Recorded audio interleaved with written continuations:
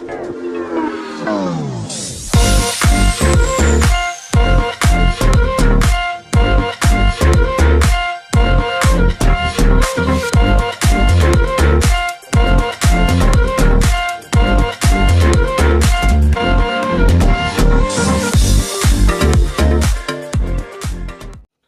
semua, selamat petang, salam sejahtera.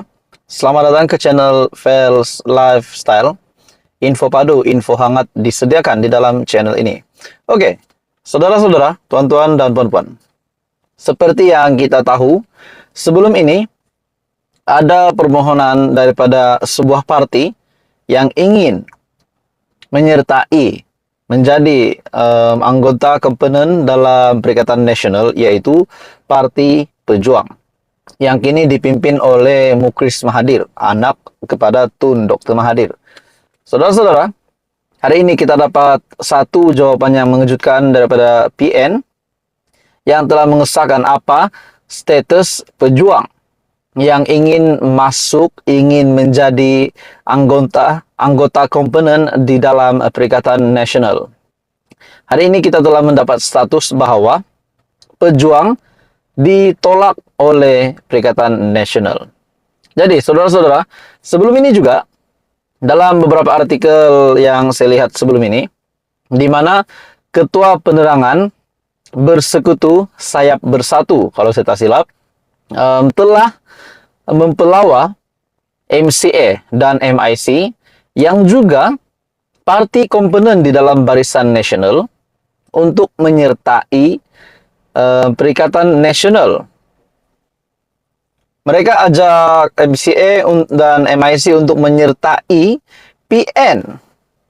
Jadi pada akhirnya cara untuk mempelawa MCA dan MIC untuk masuk PN adalah kerana kedua-dua parti itu tidak mempunyai kelebihan di dalam kerajaan perpaduan ataupun di dalam kabinet Jemaah Menteri di dalam kerajaan perpaduan pimpinan Datuk Seri Anwar Ibrahim.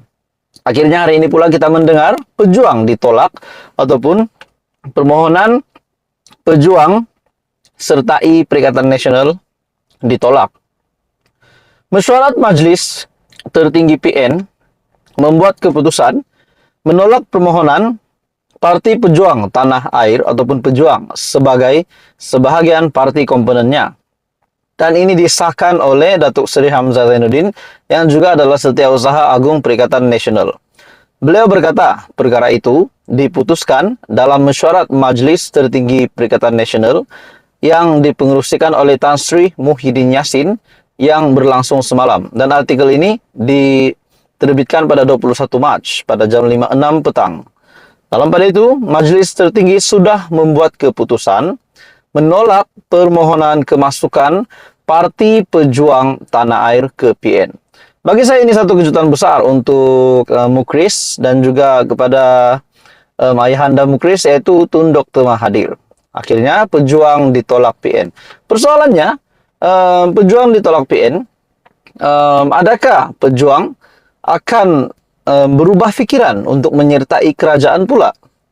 Untuk menyelamatkan parti mereka yang saya lihat akan tenggelam, di samping tidak lama lagi akan ada pilihan raya negeri di 6 negeri pada tahun ini.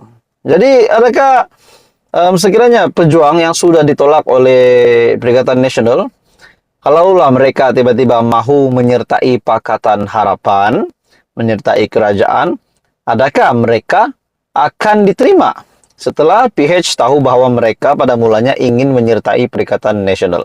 Ataupun mereka akan bergerak sendiri, dan bagaimana pula mereka boleh menyelamatkan kapal mereka, yaitu parti mereka. Jadi tuan-tuan dan bapak semua, akhirnya ini satu berita mengejutkan, di mana MCA dan MIC dijemput oleh Bersatu, Ketua Penerangan Bersekutu Sayap Bersatu, yaitu S. Subramaniam kalau saya tak silap, untuk menyertai Perikatan Nasional.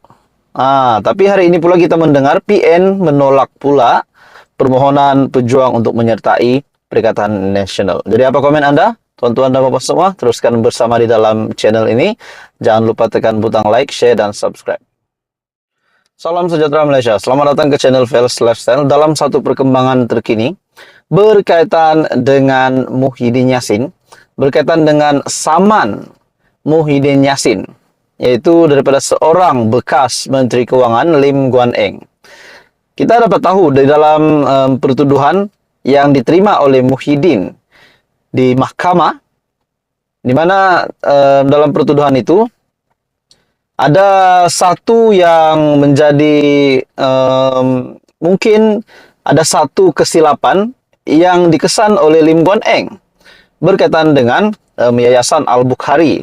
Akhirnya Lim Guan Eng bersuara dan mahu Presiden Bersatu ataupun pengerusi Perikatan Nasional Tan Sri Muhyiddin Yassin yang menerima 7 pertuduhan di mahkamah untuk membuat tindakan ini, yaitu mohon maaf atau saya saman kenyataan daripada Lim Guan Eng.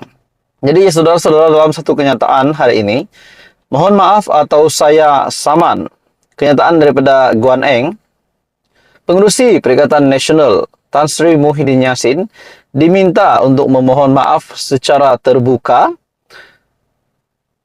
susulan kenyataan berbaur fitnah membabitkan pembatalan pengecualian cukai terhadap Yayasan Al-Bukhari.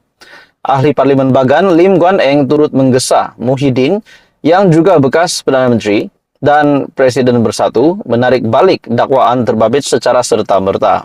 Jadi di dalam perkembangan yang lain, tuan-tuan dan puan-puan semua, saya melihat di dalam Twitter Raja Petra bin Raja Kamarudin, beliau juga dilihat mempunyai satu komen yang mengejutkan berkaitan dengan kes Yayasan Al-Bukhari. Menurut Raja Petra bin Raja Kamarudin, kita tahu bahwa Raja Petra ini bukan berada di Malaysia, dia berada di United Kingdom. Tapi, tuan-tuan dan puan-puan semua, Raja Petra ini banyak yang mengambil kesimpulan ataupun komen, beliau ini kuat menyalak tapi takut nak balik Malaysia. Akhirnya Raja Petra menyentuh berkenaan dengan kes Yayasan Al-Bukhari. Kenyataan Raja Petra melalui entry Twitternya, beliau berkata, kes Yayasan Al-Bukhari, Anwar bohong Parlimen. Di dalam YouTube channel Raja Petra, Anda juga boleh lihat di dalam YouTube channel Raja Petra, beliau kata Anwar berbohong di Parlimen. Anwar hide the fact ataupun menyembunyikan fakta ataupun apa yang berlaku sebenarnya. Jadi Anda boleh menonton YouTube channel Raja Petra berkaitan dengan kenyataan Raja Petra bahwa kes Yayasan Al-Bukhari, Anwar bohong Parlimen. Oke, di dalam artikel ini pula, di mana mohon maaf atau saya saman, kata Guan Eng. Dalam artikel ini, tindakan perundangan ke atas Muhyiddin bukan sahaja secara sivil, seperti dinyatakan sebelum ini. Saya harap beliau tahu apa yang berlaku walaupun tidak hadir pada persidangan Dewan Rakyat pagi ini. Saya harap beliau mengikuti perjalanan persidangan Dewan Rakyat secara siaran langsung untuk mengetahui apa yang berlaku. Harap beliau bertindak secara bermarwah dengan menarik balik dan memohon maaf supaya perkara ini boleh diselesaikan. Kalau tidak, saya akan buat tindakan seterusnya, katanya pada sidang media di lobi Parlimen hari ini. Terdahulu Datuk Seri Anwar Ibrahim pada waktu pertanyaan kepada Perdana Menteri di Dewan Rakyat menafikan Guan Eng membatalkan pengecualian cukai terhadap Yayasan Al-Bukhari seperti didakwa sesetengah pihak sebelum ini. Berpandukan rekod Kementerian Keuangan, Perdana Menteri mengesahkan Guan Eng tidak berbuat demikian, tidak berbuat demikian ketika menyandang jawatan berkenaan. Selain menjelaskan, kuasa pengecualian cukai tertakluk kepada Ketua Pengarah LHDN. Pada 9 Mac yang lepas pula, Muhyiddin dalam kenyataan selepas disoal siasat, Suruhanjaya Pencegahan Rasuah Malaysia mendakwa kerajaan PH membatalkan pengecualian pembayaran cukai diluluskan kepada Yayasan Al-Bukhari. Beliau dilaporkan berkata, mengetahui punca Guan Eng yang ketika itu Menteri Keuangan membatalkan pengecualian cukai diperoleh Yayasan Al-Bukhari sebelum itu. Sementara Guan Eng yang juga pengurusi DAP mengulangi pendirian, tidak pernah meneliti file ataupun memberi arahan supaya pengecualian cukai ke atas Yayasan Al-Bukhari dibatalkan seperti dakwa oleh Muhyiddin.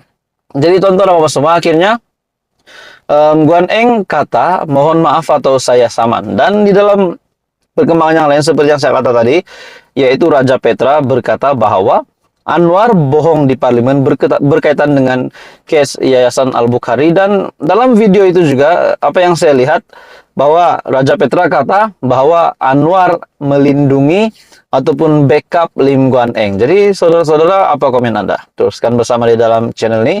Untuk perkembangan-perkembangan yang lain jangan lupa tekan butang like, share, dan subscribe.